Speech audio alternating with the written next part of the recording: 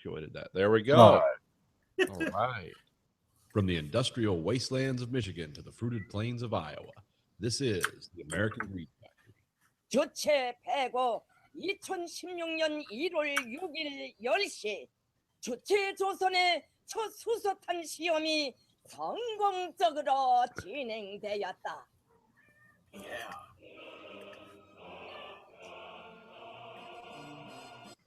이국의 극악무도한 대조선 적대시 정책이 건설되지 않는 한 우리의 핵 개발 중단이나 핵 포기는 하늘이 무너져도 절대로 있을 수 없다. That was a little different. That was North Korean state news announcing the detonation of their first H bomb this week. Oh, I thought that was gonna be like that Asian midget from Munchkin Land. It's what it sounded like. I thought that was the midget from Twin Peaks. Oh, no. Yeah, it was a woman in like a traditional Korean garb, and she was very excited. I mean, as excited as if her life depended on it, as it probably did, to make that announcement. She was an older lady wearing some kind of, I don't know, the traditional stuff they wear. But yeah, she seemed really excited. And if you watch the translation of that, it's like, we will not give up as long as American aggression threatens our people, or it's all this crazy shit. But well, supposedly the last address that Kim Jong Un or whatever made had no nuclear threat in it. Mm-hmm. So people thought that was weird because everybody's been doing that for years. That's like the standard address anymore. Oh, he didn't threaten nuclear weapons. I mean, that's the actual threat. This is a lack of one. Yeah, true. Well, yeah. So the North Koreans try to convince everyone they have an H bomb, which there's different kinds. I guess there's different levels of H bombs. So there's something about taking a shield off, and there's something about like a layer cake weapon. I don't know. Like I said, I'm not a nuclear physicist, but I don't know what they. Hey, if we could describe how to make a hydrogen bomb, we wouldn't be here making a podcast. Yeah, doing something cool right now. Like making a hydrogen bomb. Or my favorite weapon, the singularity grenade. I know how to make a Jaeger bomb. Is that the same thing? That sort of counts. Yeah, what's Conlon drinking? Oh, advertisement. Perrier's. Oh, Perrier. Yeah. Citrus? Pink grapefruit. Oh, is that pretty good? I've never had that. Yeah, it kind of tastes like Fresca. And I'm drinking the drink of the douchebags, Monster Energy. I've never had one of those. Do they work? Yeah. The first time. for about 20 minutes. It's kind of actually like heroin and crack. Probably the first high is the best one, then afterwards it only goes downhill. You're chasing your first high. Yeah, I have a bad habit at work because I always have a Kind bar and a Monster like at my first break if I feel like complete garbage at work, which I usually do. Yeah. Either from lack of sleep or because I just ran 7 miles. Yeah, I usually have that running 7 miles fatigue. That's usually after I wake up though, because I ran 7 miles in my dreams. And I ran. But anyway, supposedly the information isn't in yet because they haven't gathered the dust or whatever blows through the atmosphere when they do one of these, even though it was underground. So supposedly they're saying H bomb. What nobody really believes it's H bomb. They're just trying to make a miniature bomb that they can put on one of their missiles to get over here. Well, now to threaten China or to threaten Japan. Their big that's their big get. We can hit Japan with a nuclear missile. And then Japan will release a giant robot or something cool will come out of Japan. Rise from the seas. I like a Redditor's theory. It was one of the shower thoughts that came up. It was like, what if every time Korea says it's testing a nuclear bomb, it's really they had an earthquake and they don't want anybody to know. Yeah, the last 2 bombs they've done at this exact same site, so they obviously have some kind of facility there. Yeah. But you are kind of limited to what you can do underground. I mean, we were the biggest lunatics when it came to underground testing. I think we went up to like 5 megatons underground, which is like really dangerous and destructive to set up that big. We did in Alaska, so nobody cared. But It's Alaska. Yeah, you don't really get good data doing underground stuff, and we don't even know what kind of technology they're working with. We don't know if these are uranium, plutonium, but they're making claims. So, But will it kill the Starship Trooper bugs? That's all we need to know. yeah, that's what's important. Well, the Russians had the Tsar bomb. Yeah. Big 50 megaton, dose of fun that could have been dialed up to 100 megatons, but they didn't think the plane would make it. Propaganda piece if you destroy your own plane. And then, of course, our good friend Edward Teller had one codenamed Backyard, which was you didn't need to move it because it just kill everyone on the planet. It was so huge. It was 10,000 megatons. That never made it into production. That was kind of the Kubrick doomsday weapon of made it to the books.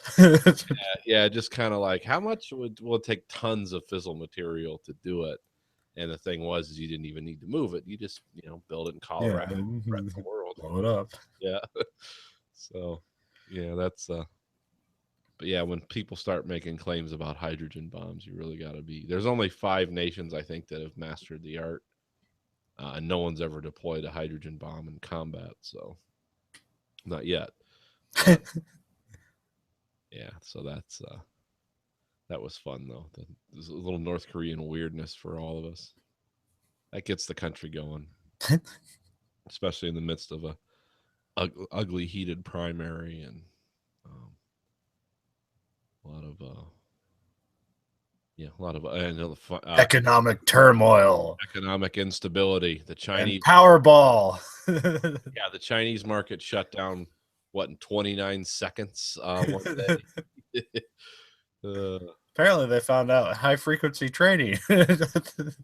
Yeah. Well, supposedly they're trying to set up a new system where they're supposed to shut down the market twice a day to fucking I don't know what take breaks or some shit. That's what caused everything. But yeah.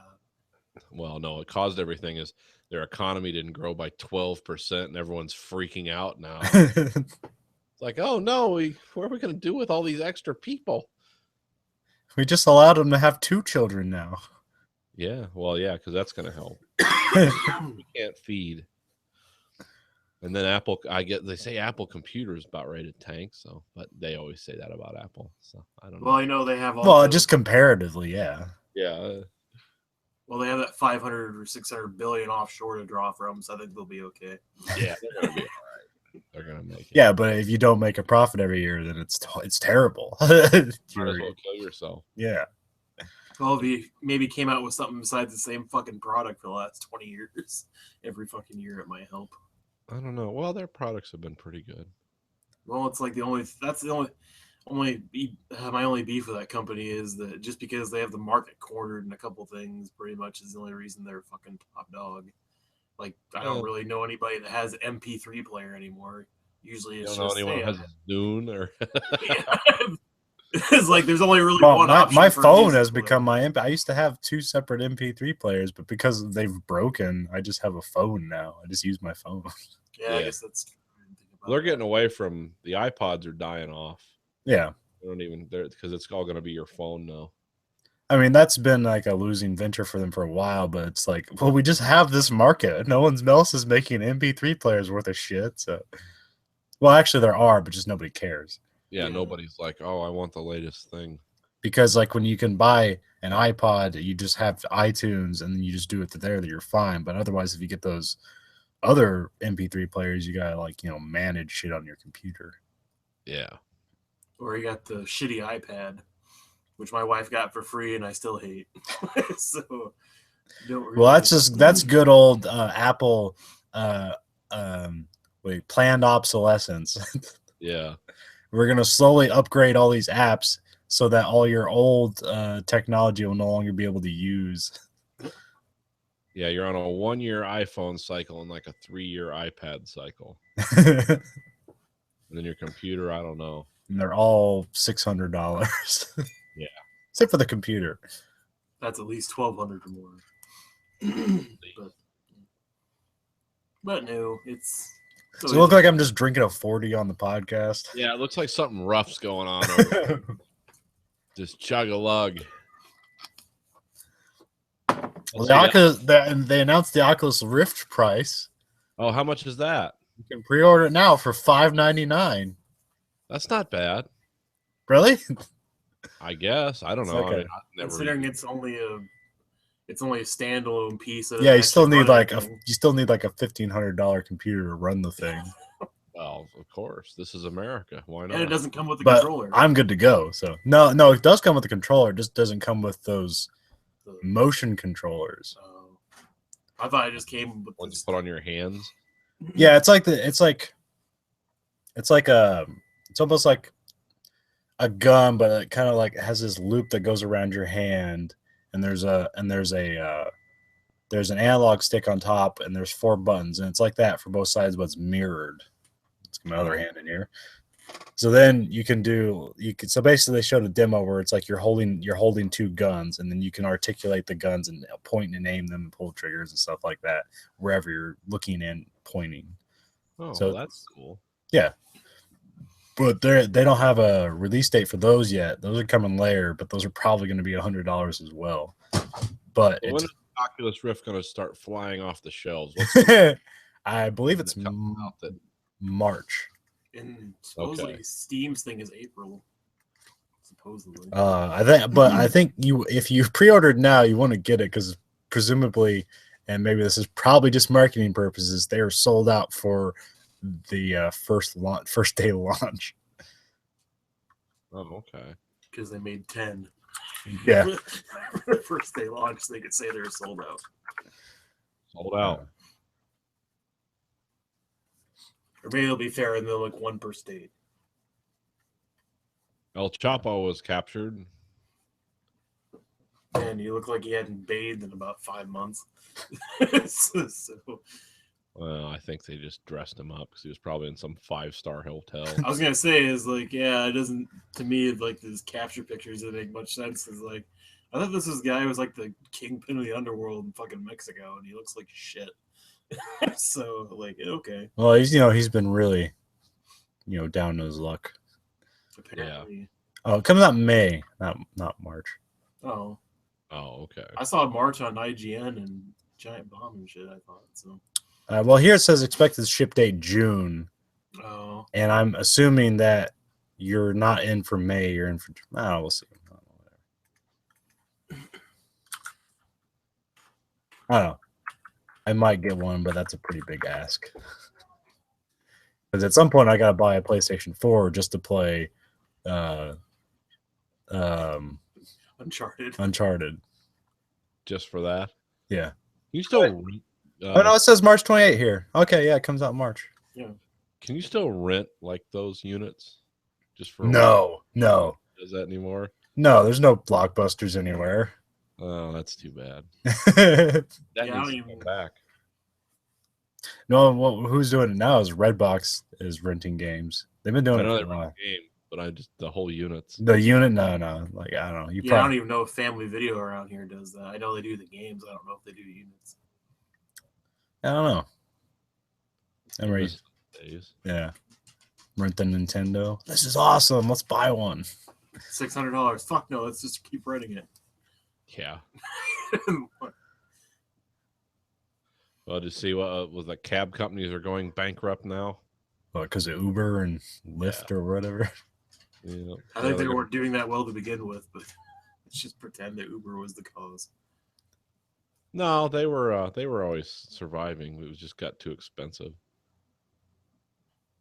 But now that they don't, no. Well, like I said, a lot of people are going to lose their jobs. So, progress. I've never called a cab in this city. I've used Uber once, so Yeah. I was pretty happy with my experience because I called Uber in the middle of a goddamn blizzard and they came and picked me up. Yeah, I tried that in Cedar Falls with the cab. They said it would be like 4 hours to come pick me up. Like, we're really busy right now. We got 2 cabs out. They put that dude on a GPS tracker on my phone. I watched him come to where I was. They had a face of the guy and what his car looked like, and I just walked up there. I was like, "Sup?" But he had no. I just hopped in the back of the car, and he just took me to where I was going, handed me some cards for free rides, and I got out. Well, that's cool.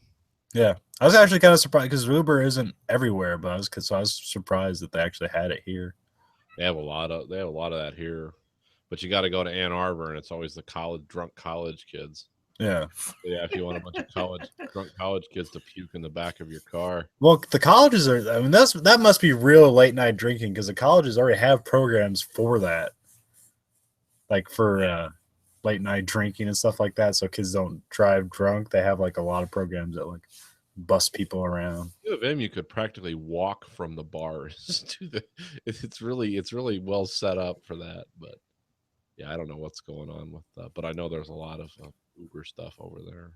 And there's some bus service that runs real late at night that makes it seem like it's some sort of bouncer program to prevent rape. I can't remember what it's called, like Angel Cab or something like that. Oh yeah, yeah. Rape's on everyone's mind anymore.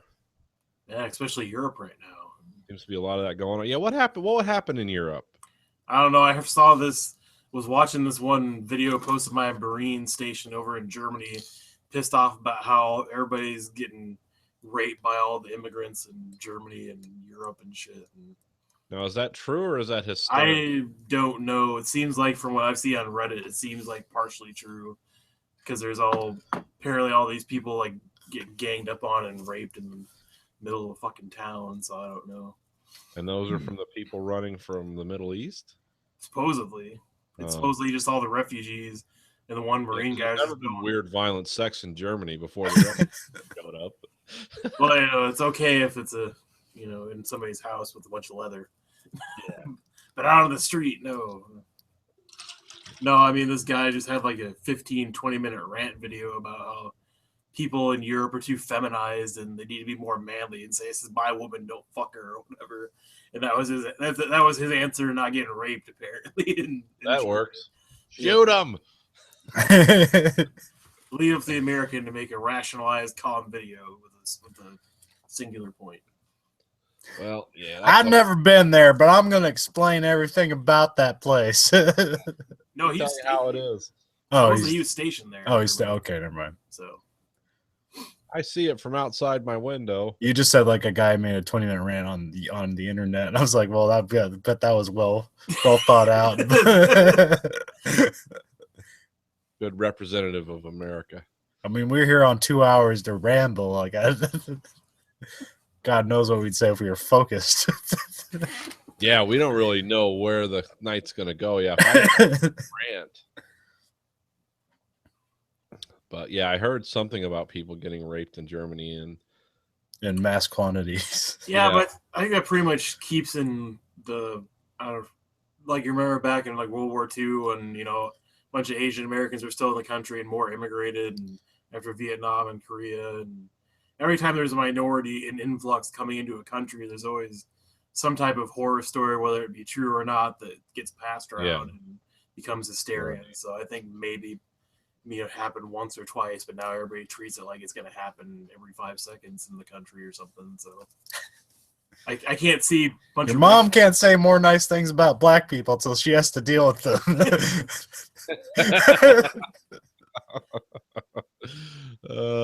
That kind of shit. Right. Let's see. Powerball, $900 million. Yep, and nobody won it. I'll buy a ticket when it gets to $1 billion. Well, then buy your ticket now because it got to $1 billion now. If nobody wins tonight, no, seriously, then nobody won. Oh, really? I just found out when I got my monster.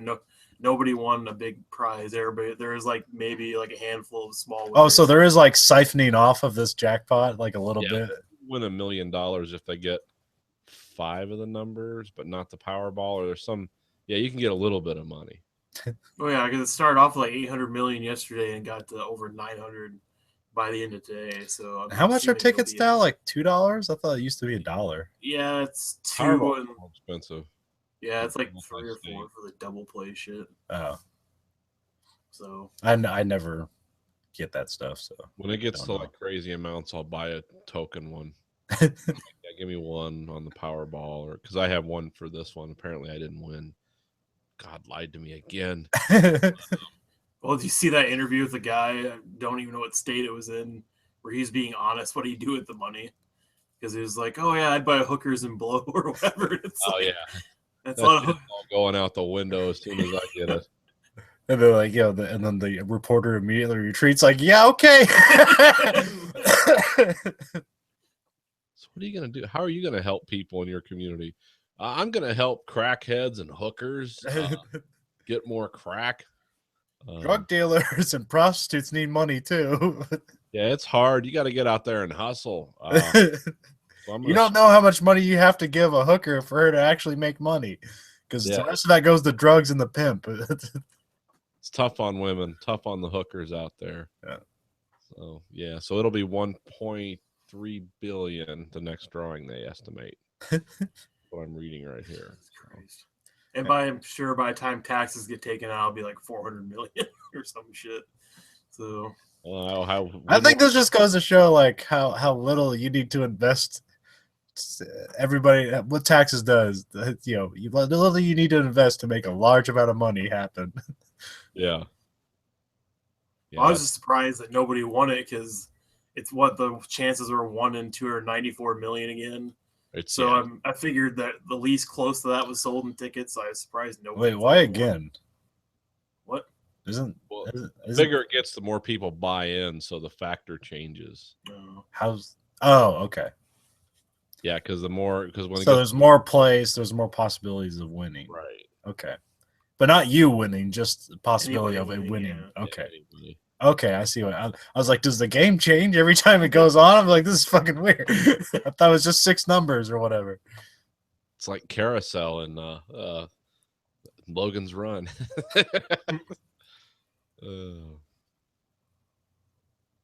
I don't even know if I told my wife to buy at least a ticket when she went out with her dad. I don't know if she did or not, so I'll see when I get home. Well, now that nobody's won, I'm going to go spend $100 on tickets. Investment. I like how I keep seeing people on Reddit, like they had like 100 tickets, like this is my life savings, like shrewd investment plan. It's like, Jesus Christ. Fucking retard. You need to continue that line of thought right into your eventual decline into suicide. Yeah, pretty much. Follow this thread to its conclusion. There's a video of a guy's head being disintegrated by a shotgun. It's one thing to waste $4 or $2 or whatever, but it's another thing to waste $200 to try. This is my note. God lied to me. I'm gonna go get my shit back. Jesus Christ. God. Tell him what's what.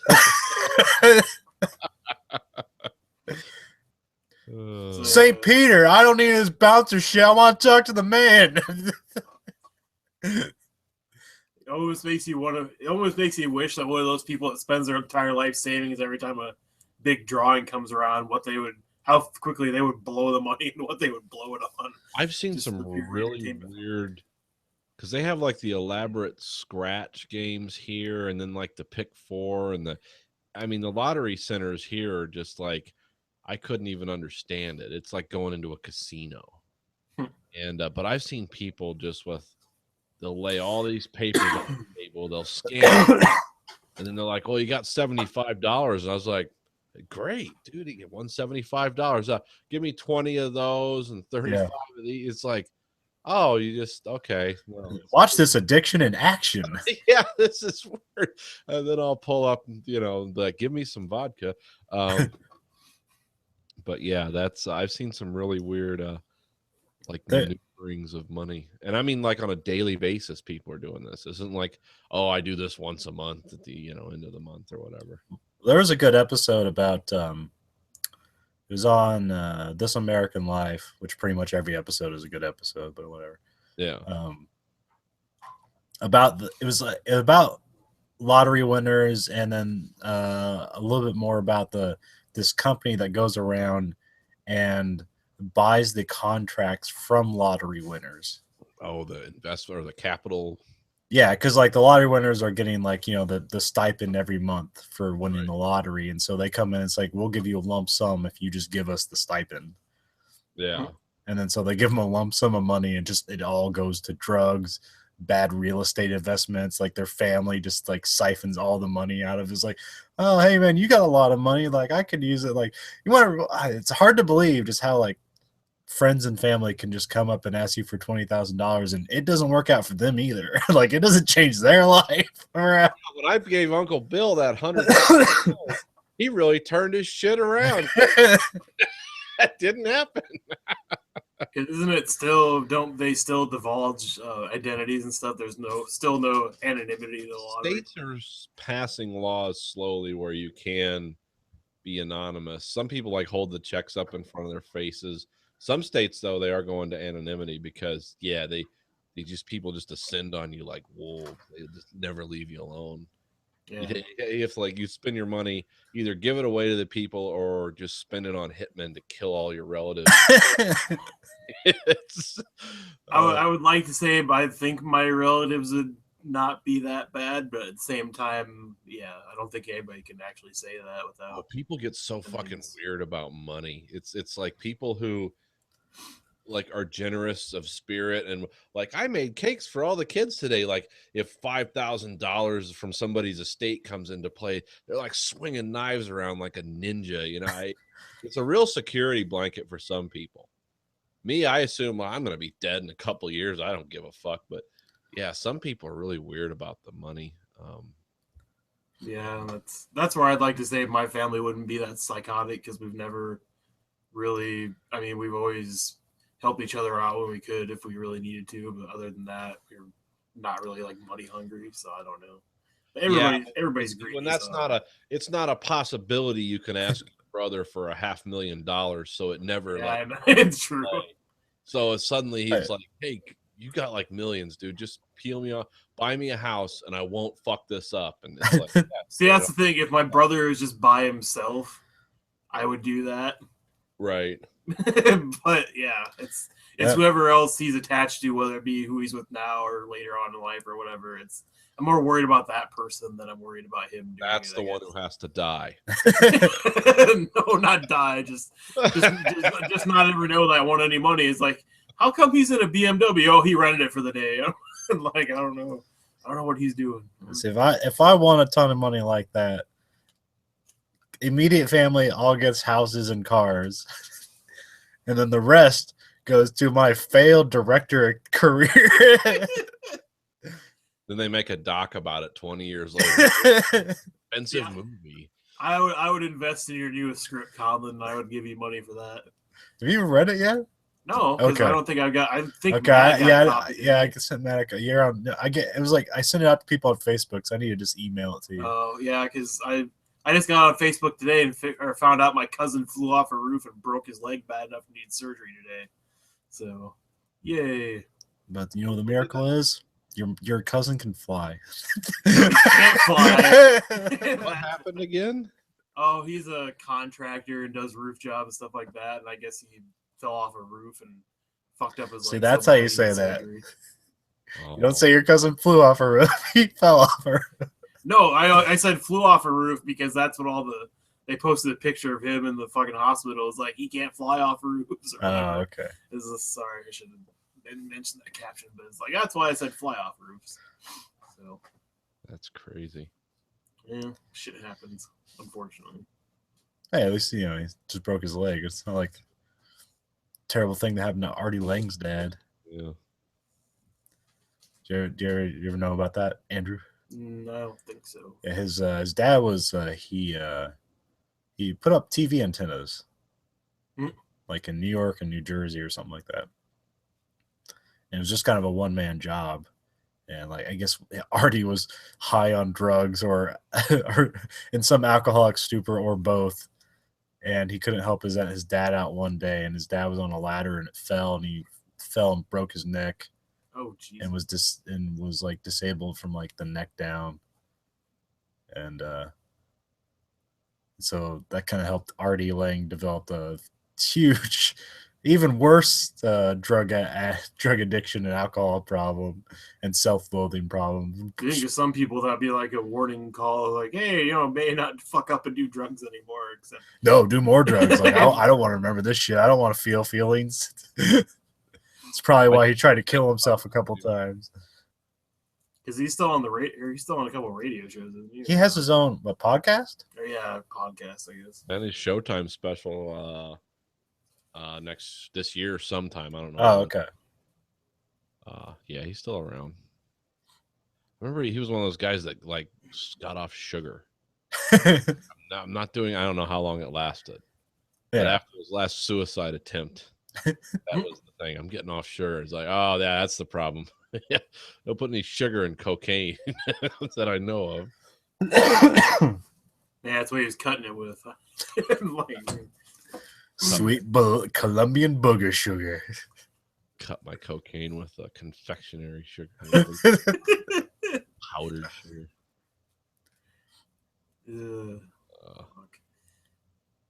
Terrible, but yeah, that's Oh, there's a new documentary that Conlon graciously gave me access to his thing to watch.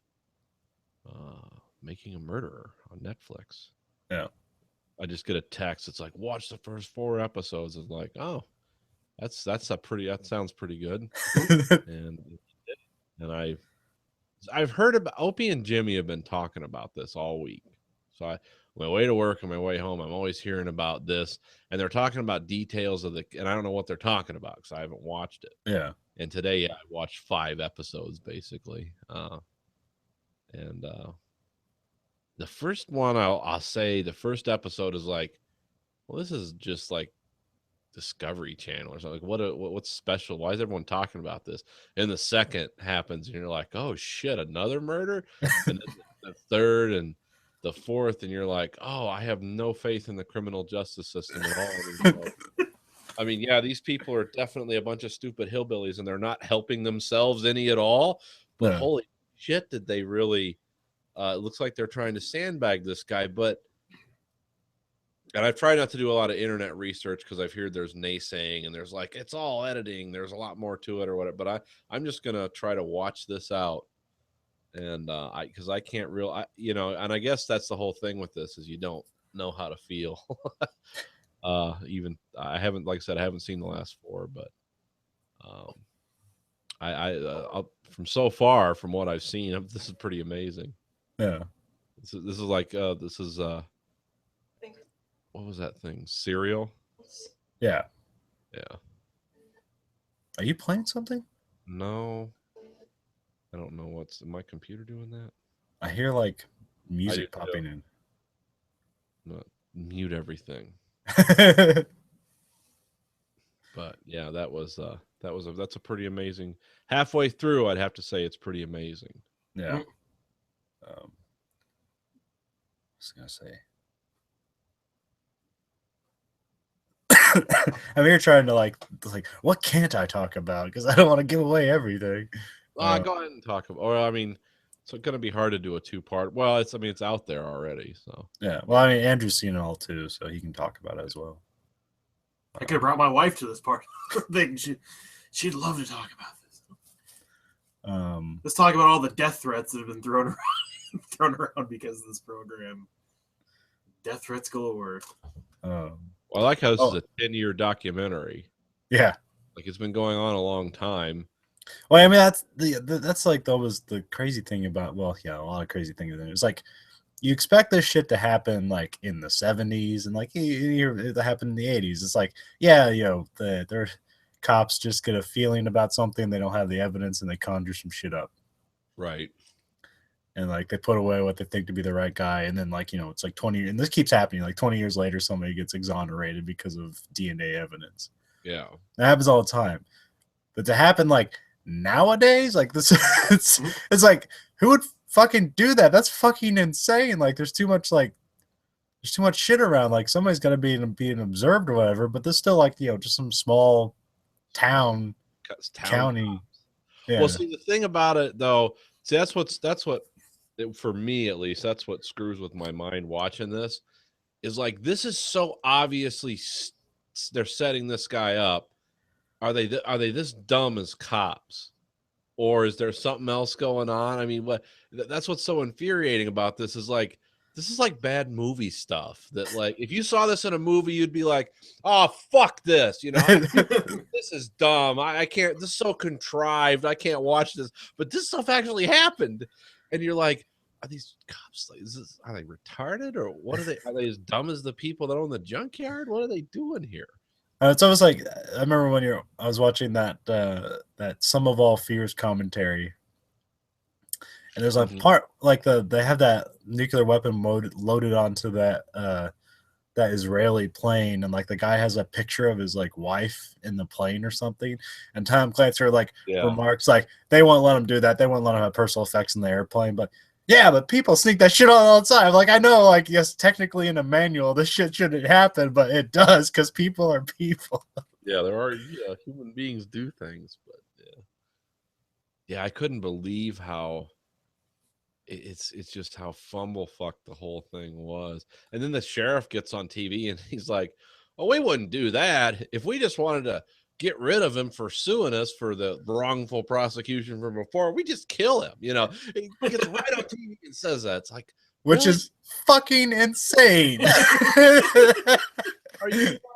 He's connected that's to the Midwest. That's Midwestern honesty to a fault. Oh, okay, let's okay, I'm going to dissuade the public from thinking that we are like a bunch of thugs. We're not bad people. This is all fair. It's all investigation, completely fair. Even though all the incriminating evidences only happened to be found by the local cops and not the cops who came in supposed to do their job. And even the cops who did find the key. Did you see that? Well, not the first 7 times. It's like, what are you talking about? It's only a trailer. It's not a fucking 50-yard estate with fucking, or not 50-yard estate, 50-acre estate. Fucking like, Jesus Christ. We found the key to the car that's like 8 years old, and his DNA was on it. Yeah, only his. Oh, okay. Yeah, nothing got planted there. But then again, the people, the accused in this story and the family are so unlikable. It's like, I know these people are guilty of something. Come on. I mean, what did they do? There's gonna be some crazy shit later on about like what they say about that entire family. Oh, okay. So there's more good stuff. Yeah. And a guy says it in court without blinking a fucking eye. Like, did you say that? Yeah.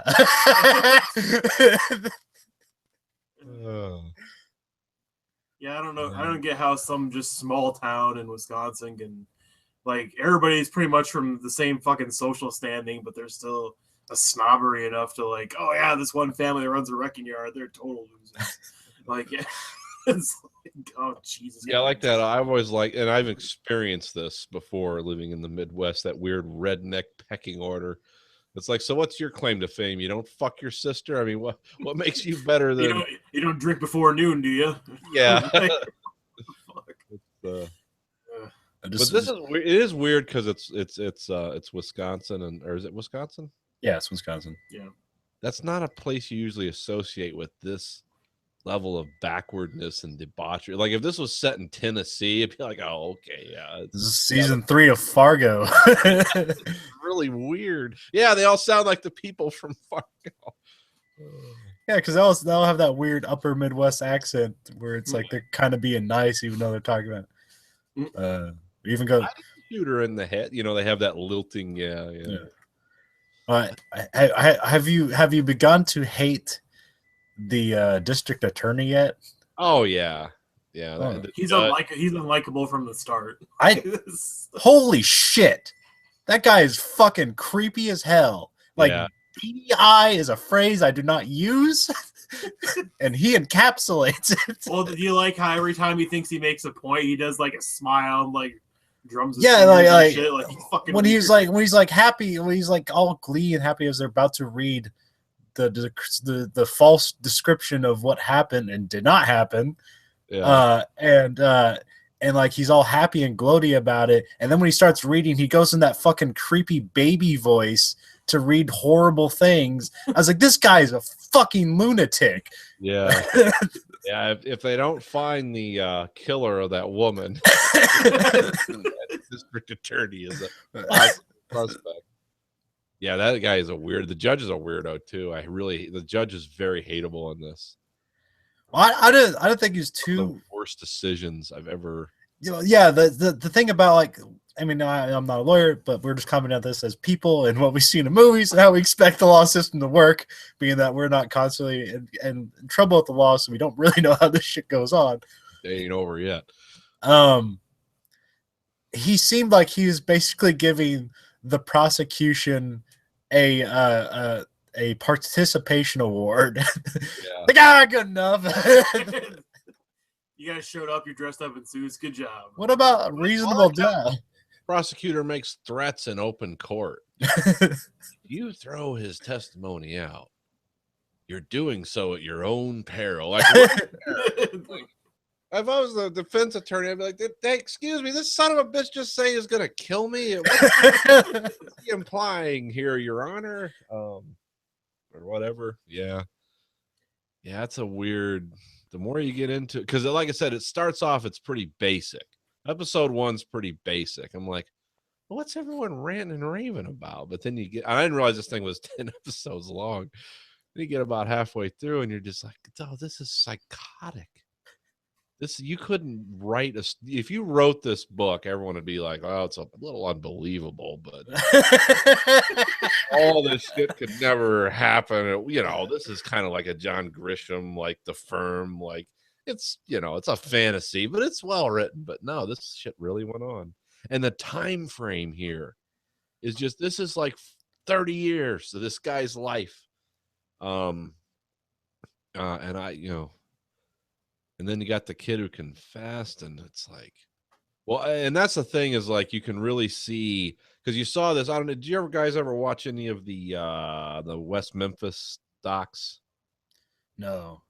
Yeah, they're a lot like this. They're a little less compelling than this, because this is just like Gonzo. This goes into such detail. But one of the West Memphis, all 3 of the kids were poor. And this happened in Arkansas, so it's like, okay. Again, you kind of expect that sort of thing down past the Mason-Dixon line, especially when it comes to police and judges. Like, oh, those poor kids, yeah, they did it. But one of the kids was one of the kids was real slow. And in this movie, both the main guy and the guy who confessed you can tell they're just fucking idiots.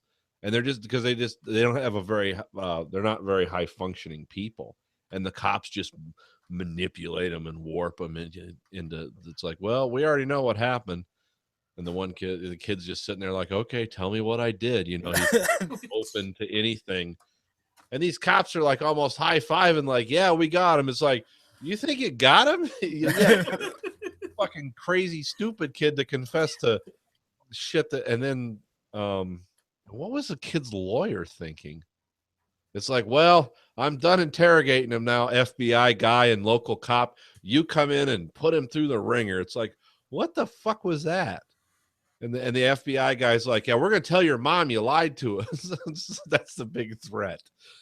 But it works on the kid because, like I said, what they say, the Stephen Avery, the older guy, had an IQ of about 70. Yeah. That's like functionally retarded. And I don't even know what this kid, the younger kid, had years later, but he wasn't a whole lot brighter. No, he was in some special ed classes and stuff like that. And yeah, obviously you can tell from the sequence of events, like, yeah, I go home, I play video games, and watch TV, and talk to my mom, and went to bed. It's like, yeah, he doesn't have a master plan. I like the thing about how he got up at 2:30 in the afternoon because they were going to go hunting. It's like, what? Hunting at night? I guess raccoons or something. Oh, his older brother, you mean? Or no, it was him was talking because they asked him how he knew somebody showed up at a certain time. It's like, oh, that's when I wake up to go hunting. It's like, okay, no explanation offered for that, but it just kind of like, hunted. I think one of the saddest moments for him is when he's on the phone and he's like telling his mom, he's like, they're saying my story's inconsistent. What does inconsistent mean? And his mom's like, I don't know. It's like, oh, Jesus fucking Christ. There's no way this kid's guilty. He doesn't know what words are.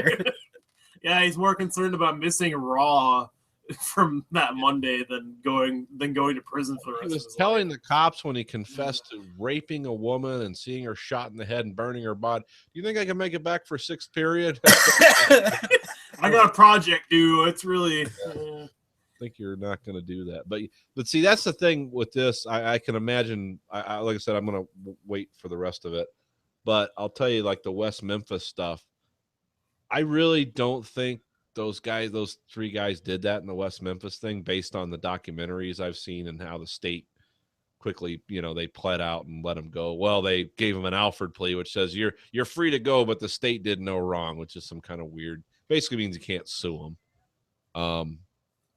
But my question was always, well, who killed those little boys then in the West Memphis 3? And that's going to be my question. Whatever happens with this guy is, okay, who killed this woman? It's like there's a real sick fucker out there running around, and they spent all this time and effort going after the wrong guy, or did they? I've heard with this one, a lot of people are like, yeah, this guy did it. There's some way he was involved that they haven't figured out, but I don't know yet. I haven't watched the whole thing, so. So my pre-theory the whole time was, especially they end the first episode with that weird video of her where she's like talking about life. I was like, oh, she kills herself, and then they just make it look like she got killed, that she was murdered. Like that was my pre-theory the whole time. Yeah, if you make that video, you either know somebody's gonna kill you or you're killing yourself. It's not. That's why I never talk about the future because then no one will kill me. He doesn't have any plans. We can't kill him. Yeah, I was thinking. I wanted to think that somebody staged like her body in that truck, but it's like, okay, well, who shot her in the head and chopped her to bits and threw her in a pit where tires were burning and nobody saw that? Like that's a deep level of involvement in getting rid of a corpse. Yeah. And it also shows like a level of understanding. It's like, we got to get a hot fire. But I don't know why, if he owned a car, if he owned this car crushing yard, or he worked at one, or the family owned it, or whoever owned it, why didn't they just crush the car? Why leave it there with, see, that part of it looks like a setup where they found the car. Yeah. But the whole thing with we're going to dispose of this body in this very, involved way. It's like, that doesn't, and then we're going to spread it around our front yard and a couple other places around the property to make sure that nobody finds I'm not sure just who could show up and set that up. Like, you just walk it. Oh, pay no attention to me. Well, I mean, they said the typical warrant procedure is, like a day at most. They search once. Get an 8-day warrant. Yeah, you don't get so that whole thing. Like, yeah, you get to kick him out for as long as you want to and plan or do whatever you want to do. Yeah, that seems kind of. I could see planning one guy, that one detective. What was his name? The last name again with an L. I could see like the Link. Yeah. Yeah. I could see like the key in the blood being planted by that guy, but I can't see all these cops showing up with a corpse, burning it, breaking it up with a shovel, and then saying, look what we found. That's like 9/11 conspiracies. They fall apart when you realize the hundreds of people that would have to be involved. It's like someone's going to talk. So that thing with the cops is like, yeah, those cops are corrupt, but they're not that corrupt. They're not a satanic coven. Just burn a body. So that's the thing that's frustrating, infuriating about this series so far. It's like, well, who did this? What happened? So, because it doesn't look good on anyone's part. The accused, the accusers, the family and also a woman was brutally, horribly murdered, tortured to death. That's what they say. Nobody knows. Yeah, no one knows. Well, I mean, like even with they only presume she was shot because they found a skull fragment that kind of had a half oval in it, and they said that was consistent with a gunshot wound, but they can't actually tell. Like that could have been. Oh, I thought it was pretty much she was shot in the head.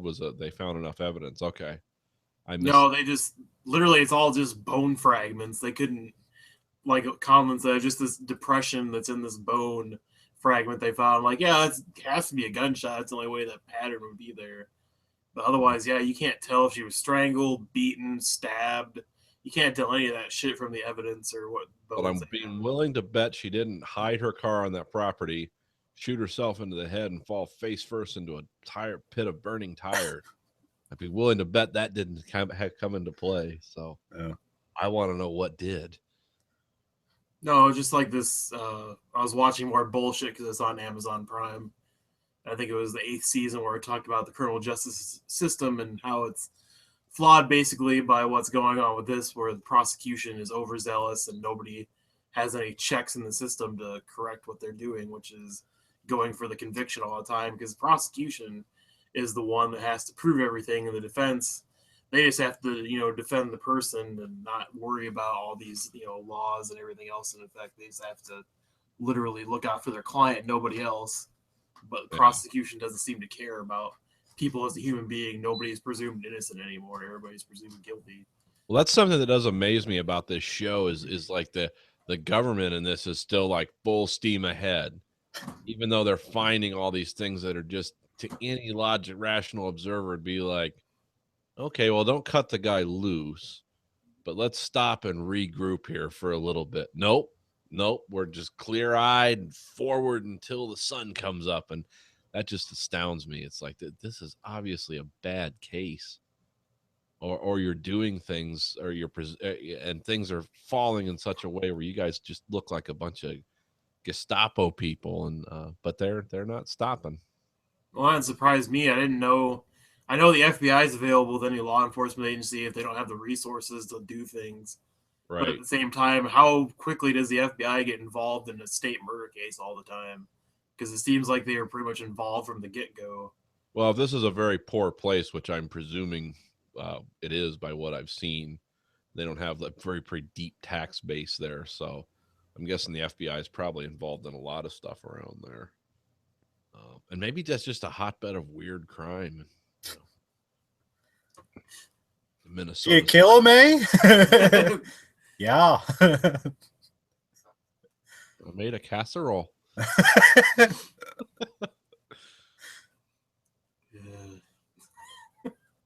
With mac and cheese? 3 bean. Yeah. Yeah, but that's it's a I didn't understand the hype until I watched it. I'm like, oh, this is so crazy. And the team that produced it, one's went to Yale Law School, and the other one's like some kind of movie lady, and they're a lesbian couple on top of that. It's like they got so involved in this picture, they're just like, man, let's just get married. I don't know if that was it. They're like, I don't know anything about year 2 of editing. Like, that's just fuck now. I'm like, I'm just wondering, like, when Netflix got involved, is it from the beginning and they just kept paying for this, or what? From what I read, it sounded like it was already done, and they decided to distribute it. Netflix stepped in, so I don't know. Yeah. Obviously, Netflix though had to do fact checking and shit, and not be liable for a bunch of crap. So No, it's just a production. They don't have to. oh, they don't have to. Because I thought with If they're just distributing it, you're not like standing by. They're not a news organization that has to like be. well, I thought they stringent had to just standards. make sure they weren't Even spreading lies just to be Well, I mean, liable for something. So yeah, I don't know. I don't know if there's any kind of disclaimers on that thing or not. Where it's like the opinions of this program is not representative. well, of Netflix. before who was it HBO that did the Going Clear? They had to do a bunch of shit because Scientology. Well, that's because Yeah. Scientology sues everybody. Yeah. I just figured that was the standard process for a lot of documentaries and stuff like Yeah, that. well, yeah, but yeah, I mean, you can still get sued for libel. Well, I mean, yeah, it just depends if what you're stating is it's a gray area. It's like if you're literally stating a lie about somebody, that's one thing. But if you're just talking around something and not directly They're stating just it, then, debating a subject. yeah, instead of- then that's another thing. Yeah, it's pointing a finger at somebody and accusing them of being a rapist. I mean, because I could see if That's libel. But when you are like, well, we think he might be a little rapey. No, you can be real circumspect about it. And I forget, there's a difference, right? There's a difference between like print and other forms of media, like, and there's I don't know. because isn't that like print, and then there's another one that's with all the other stuff. Oh, well, anyways. well, I mean, the Netflix thing for one. I mean, yes, it's one-sided. You're not watching that and thinking like, oh, the prosecution's awesome, or they're great people. But at the same time, I mean, Stephen Avery doesn't paint him as like No, the greatest person in the world, but also doesn't paint him as an evil person. no, I mean he's definitely white trash, but they do give him like the benefit of the doubt of saying like, well, like his history is that whenever he fucks up, he owns up to it, and whenever he say he didn't do it, he didn't do it. Yeah, Right. and I get that. That's a quality a lot of people have. They don't lie about shit, and that's good. But I'm just saying, is that a future thing for like the family of what's her name? Teresa? Yeah, Teresa. Like, say, Stephen Avery finally gets another appeal, and then they overturn everything, and he goes free or what, all this shit, and then let's say her family doesn't sue them for setting him free or whatever, because basically that was the public opinion besides everybody else that heard the story in Wisconsin. Now, the whole reason he's out or had another shot at everything is because It's probably Netflix. possible, but I don't know how far that would go. Yeah, I know. Yeah, that's some of that. A lot of that stuff gets thrown out. Yeah. Like how many times has Family Guy has been sued for just really salacious stuff, and it just doesn't even make it past the first stage. A judge is like, that's protected speech.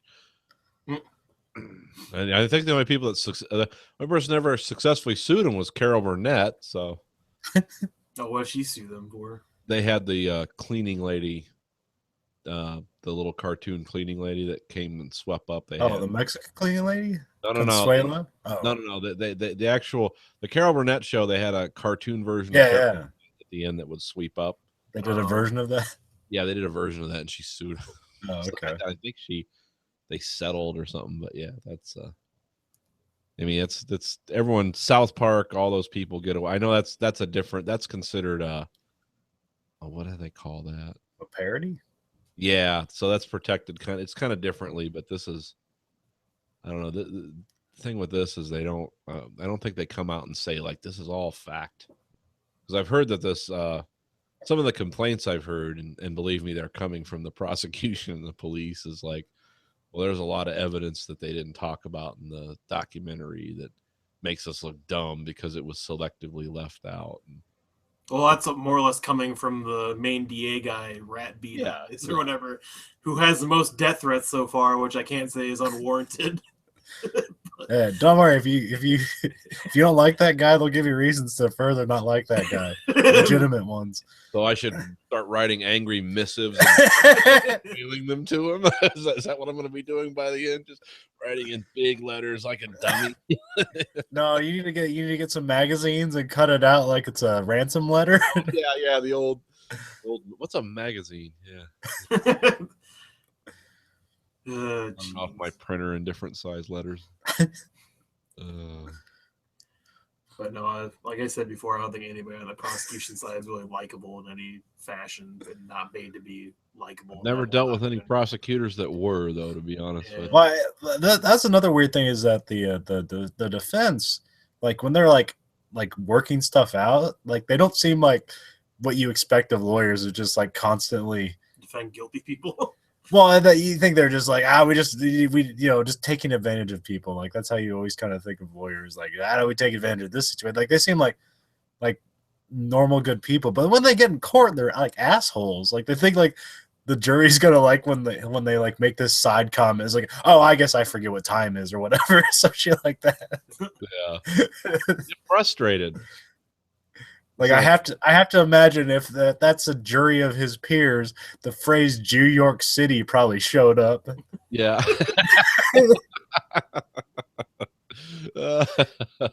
Yeah, that's probably Billy Joe Bob on the jury panel. These damn Jews with their $100 J.C. Penney suits from New York coming in here. Like, They got to go to that fancy community college up in Wapakoneta.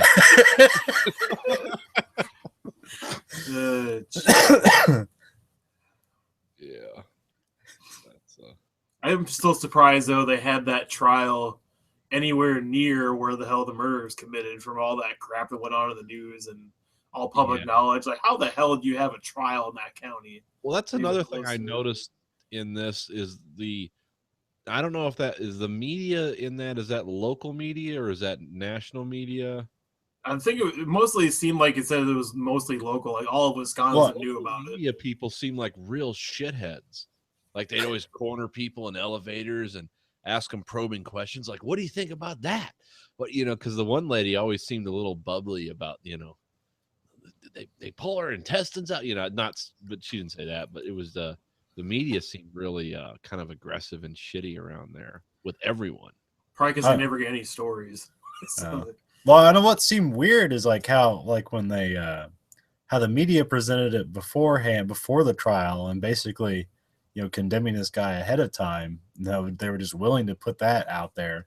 But then when you get to these, like when they're interviewing the lawyers after each trial session, like all the media people are sitting there like, what the fuck's going on? How can the prosecution get away with this shit? I was like, I don't know. You just condemned this fucking guy for them. Yeah, you did the work for him. I don't know why you're surprised now. That's what the one lawyer said. It's like they've had 10 months to convict this guy in the public's mind. And now we're supposed to remember when they were reading through the jury questionnaires? Yeah. Like, do you know anything about the case? Hell yeah, I even looked up on the internet about it. He's guilty as hell. They had like 100 things there, and there was one guy who maybe said, I'd be willing to hear, but I think he's guilty. It's just you have to think you're so fucked just going into that. Yeah, that's what the whole change of venue thing's supposed to be for, so they can go have the trial as far away from the county it happened in as we're gonna go one county over, country mile away from the scene of the crime. Surely our TV antennas don't go more than one county, so we'll be fine. We're gonna meet the other cousins. I mean, they're not even in like the center of the state. They're in like the upper north fucking east corner near Green Bay. They could have just went towards the fucking Iowa, like Illinois border, and probably had a lot better chance of fucking having a fair trial as far as the jury was concerned than fucking staying where they're at, which is complete bullshit. Well, the whole thing seemed a little, like I said, everything's going to seem not normal. If you think everything seems fucked now, wait till you get to the end of it. So what else is going to come into play? Black holes, vampires, going. Well, there's going to be a weird thing. I can't remember what it's called. It's like some sort of term, but like after the evidence after episode 4, there's like they can't necessarily mount a defense again. Like this, it's like third party something. Like they can't blame it on a third party. They just have to prove that the defense is not correct in their assertion that he committed the crime. Yeah, they can't out and out say a cop did it or something like that. They have to just say that things weren't done right because they have no proof that a certain like link did it or the DA did it or some shit. It's just even though you want to believe that. Yeah.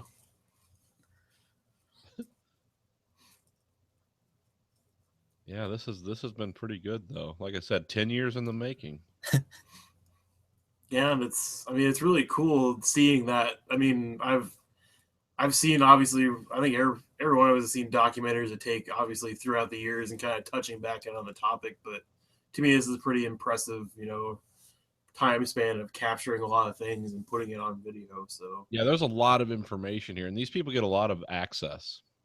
Yeah, so it's not always just like here's a quote from somebody. It's like, here's phone calls. Here's state, here's us interviewing the family on the property. Yeah, here's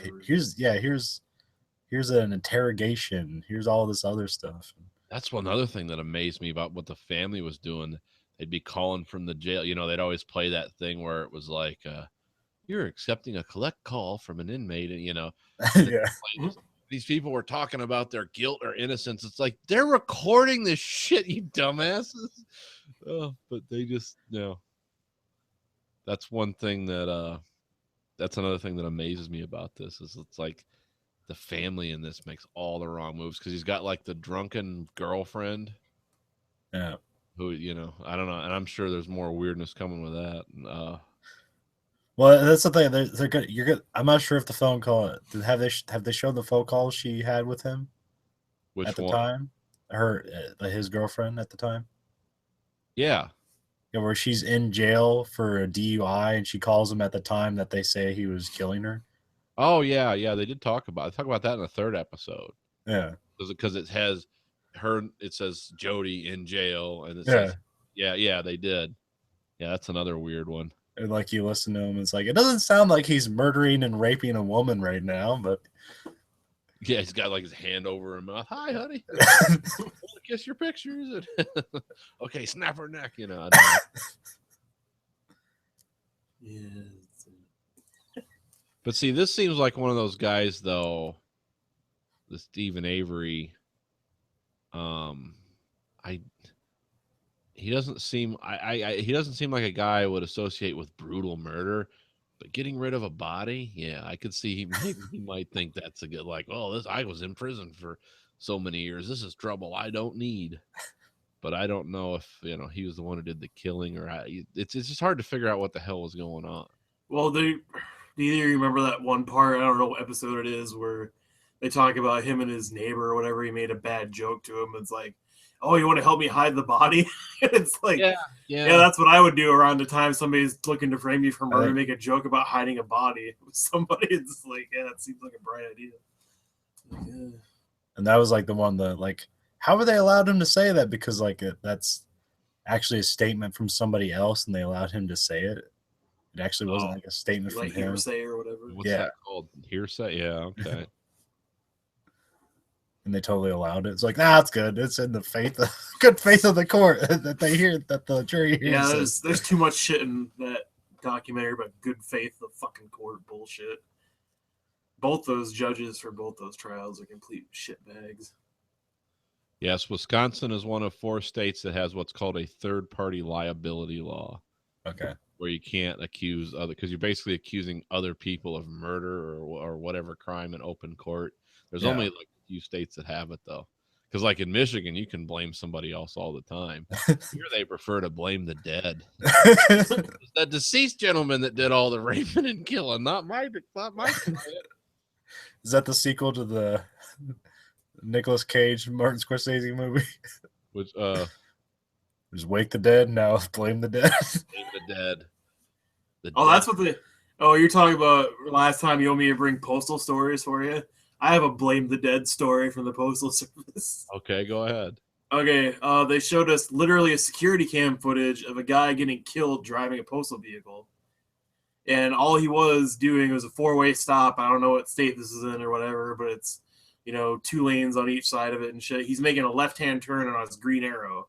He makes his turn, and obviously he's seated in the right side, and he can only see so much till a certain point.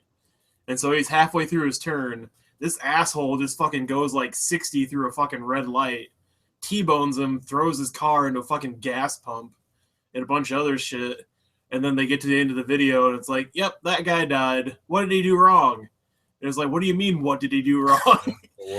He took the legal turn, looked, no one was there at the time. He was most of the way through his turn. He couldn't see shit. He got hit and got killed. Well, he could have stopped it. I'm like, what the fuck are you talking about? He could have stopped it. Like, how the fuck do you stop that? It's like they blame the fucking dead guy for something that was completely out of his control, and it's like he could have prevented it. Well, don't you tell you that you have to drive those things like an airplane, like no going in reverse. You just have to figure out how to. Oh yeah, you can't fucking see shit. All those mirrors around it, or so basically you can see maybe there's a blind spot about 200 feet long behind the fucking thing, and you can't see shit. So you're not supposed to back up ever. Because like either people get hit or or you run over things. Ever have to make a turn right or left? You don't turn for the turn. You don't start going right or left at the stop. You have to stay straight, otherwise you can't see shit. And so it makes it really hard if you're in one of those intersections where you have to turn to see anything. So you're probably hit by somebody. So. And what do they call those vehicles? LLVs or long life vehicles. Yeah. Because they're basically worthless now, and supposedly Canada's going to buy all of them, but I don't know what the hell use Canada would have for that. And how old are those things? The oldest ones are from like 1985, which is not bad. The newest ones are like made in 94 and 95 off Ford Ranger bodies. But none of them have airbags. None of them have ABS. None of them have anything. Should bring the old Jeeps back. They should. Supposedly when I left like another year and a half from now, they're gonna supposedly replace all of them with minivans and stuff like that, or big like transit vans. All of them are gonna get replaced with. So I don't know. We'll see. I doubt it, because those things have like fucking go-kart wheels and they get stuck in just about anything. So I don't see Canada getting a lot of use out of them. But I've never been to Canada. I don't know what their road systems are like compared to ours. But well, they have a socialist tax structure there. Everything's very nice. okay. I mean, everything costs a fortune, but it's all nice. It's not like here where we'll parlay away our public education or roads. so make sure the Nissan plant in Tennessee gets a tax abatement. Like, we don't care if our kids read or write. Oh yeah, and Canada, you can tell right away because everyone starts driving real slow and the roads get really smooth. That, and there's like no sound barrier between the engine and the compartment, so you can't fucking hear yourself think half the time. Well, there's no firewall. Doesn't seem like it. And then there's no insulation of any kind, so it's either gonna be hot as shit or cold as shit depending on what the temperature is outside. And there's literally, it's a rear-wheel drive vehicle like you expect it to be for something that old. And so their thing is to put a bunch of puzzle sand weights in the back to weight it down, or a bunch of sandbags on top of that, which a lot of them had as well.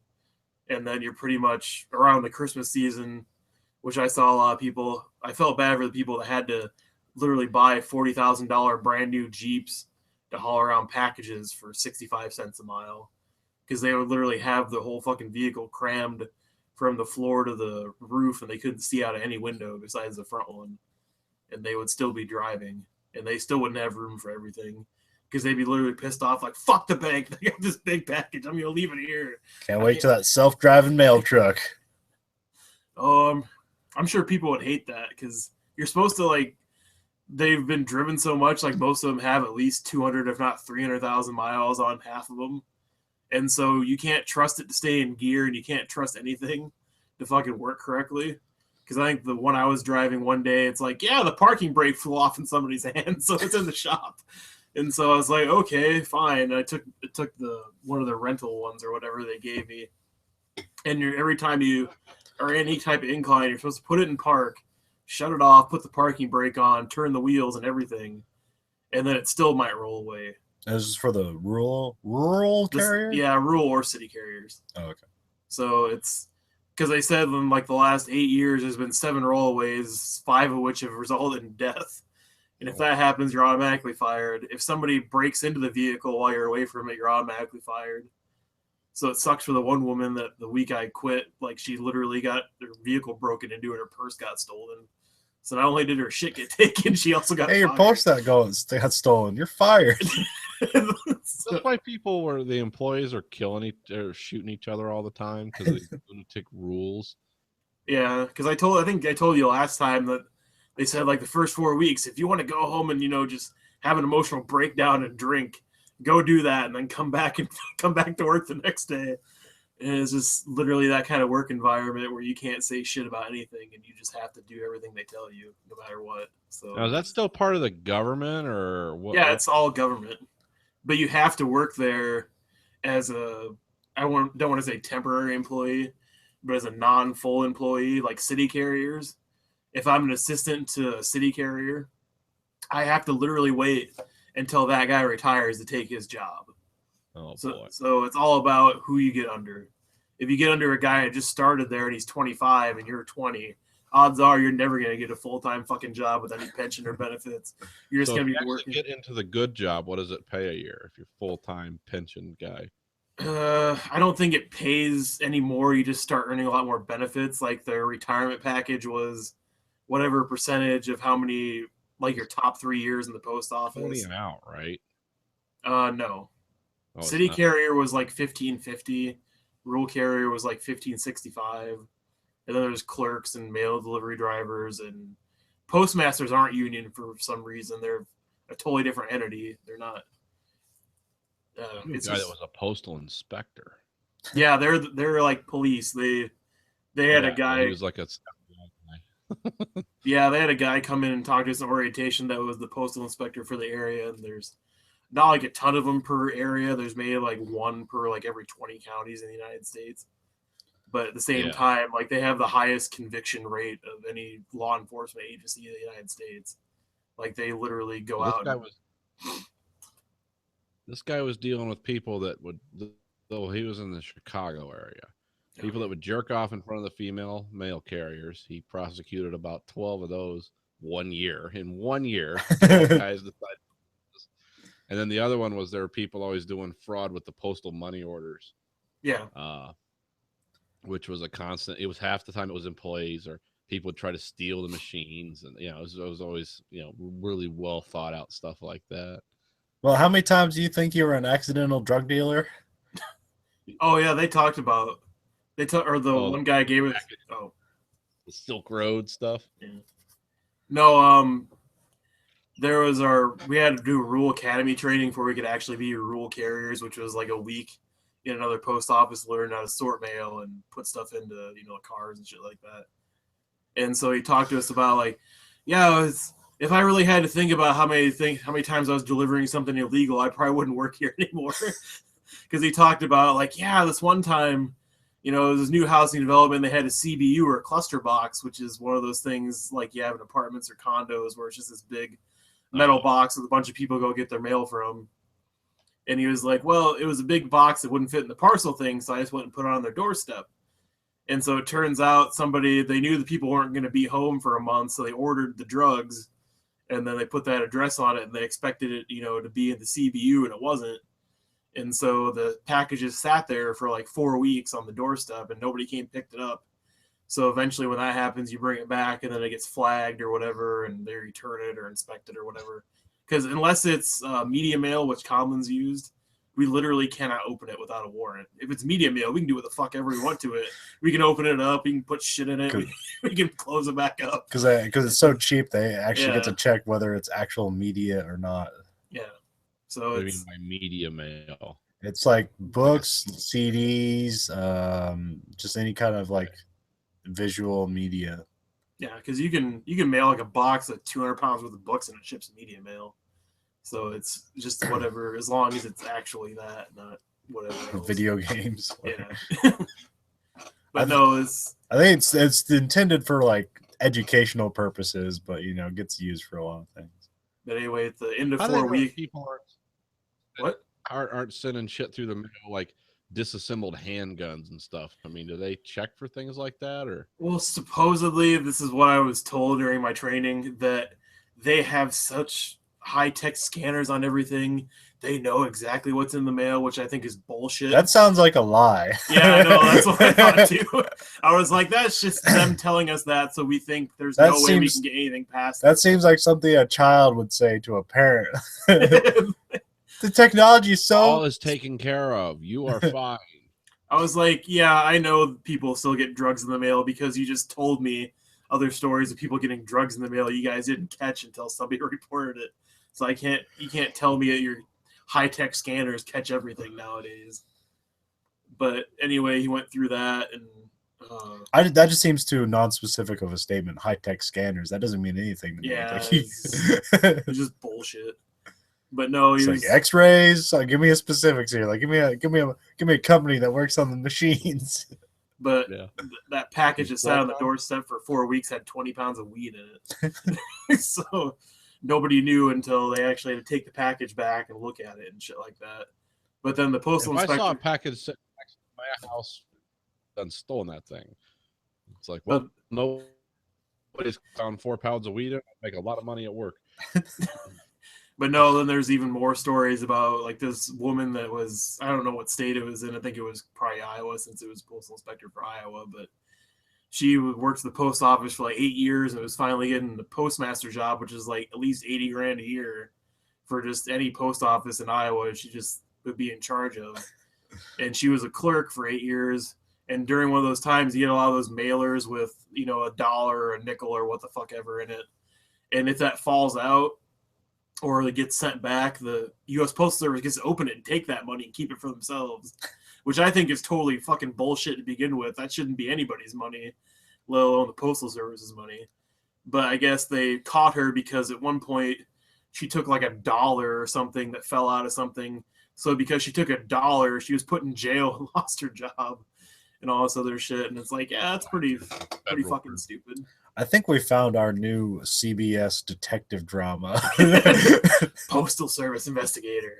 PSI.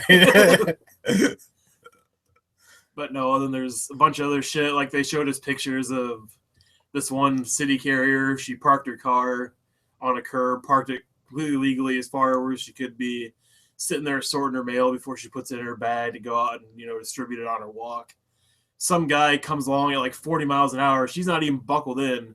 Totally rear ends her, shoves her LLV into a tree and flips it over halfway. And then she has to go back to driving school after she gets out of the hospital because she was a bad driver. It's like, how the fuck is that her fault? I think it's the asshole that rammed into the back of her and fucking like broke her neck almost. But she has to go back to driving school to make sure she's fit to drive. Like, that whole sounds like that unreasonable bullshit that's in almost every workplace now. Oh yeah, It's like we're gonna stand on this completely unrealistic platform and. Well, anyway, I think this. Did you have anything else? I was about to wrap it up here. Oh yeah, I had my new favorite thing that's on YouTube, or I saw on Reddit first. What's that? You know, people have those like security cameras now, so now they're starting to post the footage of what they see on the security cameras, Oh, boy. like on their house. That, yeah, I know what you're talking about. And it's like, and the first one I saw was like from Canada, and it's just a bunch of fucking rednecks and drug addicts. And it's like the camera's pointed at an intersection, and just the crazy shit that happens there. Like you see a dude get hit by a car, like he's just driving along on his bike, he just gets hit by a fucking car. And like how many in the amount of times that there were people that were driving backwards into the intersection from like the full length of the video, like the width of the video camera can see. It's like, what? Just full on reverse right through the Yeah. Yeah. Wow. What part of Toronto was that filmed in? Oh, I can't remember. Maybe no. I want to say Quebec, but I can't remember. I've heard from a lot of Canadians like Toronto's the like it's, you know, we have rough patches in America, like that's all their rough patches in Toronto. Everywhere else is great, but Toronto. And then you see there's one part where they're just like, it's the camera in the car portal, like, you know, there's the little area that just goes above the car, and people like, you see like it's almost 50 people that just like, you see them, they walk, they see the car, they kind of look forward again, they look back, they walk over to the car, they check to see if the doors are open, they leave. Because obviously they're just seeing if the door's open so they can steal shit. It was like, the door's locked. All right. Wow, that's just frightening. You see that one, like it's outside a house somewhere, and like this point at the neighbors, and they keep like fucking checking the car, like the wheel well in the trunk. That's the other one I saw, and I thought like, oh, is somebody looking for a magnetic key? Yeah, that's what I kept thinking for like the first 5 Apparently, that was just a bunch of fucking drug drops, like 20 or 30 drug drops. Oh, and then that kid getting attacked by the fucking dogs and shit outside of the fucking thing too. Yeah. Right. Well, I had I knew a guy. He was almost came on the show. He was going to tell me the drug code for Detroit, because I guess if you do shit like if you park your car facing towards the intersection, you put a pack of cigarettes under the windshield wiper and just kind of stand, because you got to be real careful in Detroit because the cops know what the fuck you're doing. But yeah, that means you're looking for drugs. But if you put it under the driver's side, you're looking for drugs. Passenger side, you got drugs to sell, but you're just some dude standing there. And if the cops come up, it's like, what are you doing? Oh, I'm just smoking a cigarette, just hanging out, you know? So yeah, there's all kinds of weird, like little codes that people use, and pop hubcaps off. Like that means I'm looking for something else. There's a guy who knew all that shit. He's going to tell me, but yeah. That's weird what goes on at night when the cameras are out and, you know, nobody thinks anyone's looking. Well, apparently, like, I mean, the second video with the drug drops, like, I mean, that's just some white trash neighborhood. Yeah. So they were just looking to see if somebody happened to hide drugs, like behind the car, under the wheels. I don't know.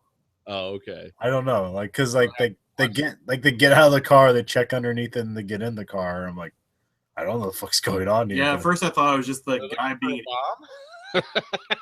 Well, because First, it was the guy in the wheel well, and then he went to the work box in the back of his truck all the time. Yeah, yeah. And so I just figured, like, yeah, that guy is very, because he kept looking around. I'm like, what the fuck is he looking well, around? no, because for? different people Yeah. did the same exact thing. Yeah. It's like, oh, we're gonna look in the back, little toolbox in the back of the truck, and we're gonna look in the wheel well, and then we're gonna drive the truck away. And it's like different people in the same place. Like, what the fuck's going on here? You gotta, yeah. What is this now? Reddit. I'll have to send you the links because Reddit just had them randomly on there, Yeah. so I don't know any specifically. I'll find them and send them to you. I'd like to see that. What was the other ones? Oh yeah, but I guess someone picked out the one from Canada. Is that neighborhood, like that house is like about 100 feet from a school, and I guess there's like a big like Skid Row drug alley around there. So that explains all the people who just like come up and like see if the car door is open. It's like, oh, we need to sell some shit for drugs. That makes me wish I had a security camera footage to show from when I lived on some of the shittiest streets in fucking Cedar Rapids, where people would just be sitting on the fucking corner of the backpack for like 2 hours in the middle of the night. This is not suspicious at Or have all. a Continue on, sir. Or have a long trench coat and just like flick off the cops and get beat down on the fucking street and shit. Like that was more entertaining. Thankfully, that part of my I life. always love the places where people can stand around for hours. It's like, oh, you're living somewhere nice. Oh fuck. Oh, sorry. No, go ahead. I'm done now. Oh no, I was gonna say, right now it fucking creeps me out. Is I don't know why, but the last couple weeks when it started getting colder, there's always like when I got off the podcast last week with you guys, I went back home. There's one guy walking down the middle of my street 2 or 3 times with a backpack on, just walking down the middle of my street back and forth, at like fucking 2:30, Like 3 o'clock. yellow lines, middle of the street. Yeah, like no lines, middle of the street. And so like I just thought maybe he was passing through the first time and I still thought it was weird. And then I forget that I lost my cell phone in the car. Then he's walking back the other way. And I'm like, what the fuck? And so I get back. Casing the joint. Yeah, so I get back in the house and I'm like about to call the cops on him or some shit because it's like, this is fucking weird. Like, why the fuck are you walking around? It's cold outside. There's nobody up. You're walking around in a camo coat and you hood up with a backpack on. And then now every fucking day I see either somebody with a camo coat or just dressed real heavily on a bike riding up and down the street occasionally or around the block all the time. And so it's like either this guy really wants a workout or what the fuck is going on that somebody is always perpetually like fucking casing the street all the time. Because there are the fucking like dive apartments up the street. What? It's one of the guardian angels. I don't fucking know, but it's beginning to creep me the fuck out where it's like, what the fuck is going on here? I mean, I know there's people that have to ride bikes all times of the year no matter what, but it seems really illogical that they're out at these hours or going down these streets multiple fucking times for no reason. So it's just fucking weird. Do you have time to talk about our Lord and Savior, Jesus Christ? I think I like the Ewok one better from Reddit, where it's like, do you have time to talk about our Lord and Savior C-3PO? All right. Well, I think we're going to have to wrap it up. All right. Wait, this week for the American Reed Factory podcast, this is Nathan. This is Conlon. Is Andrew?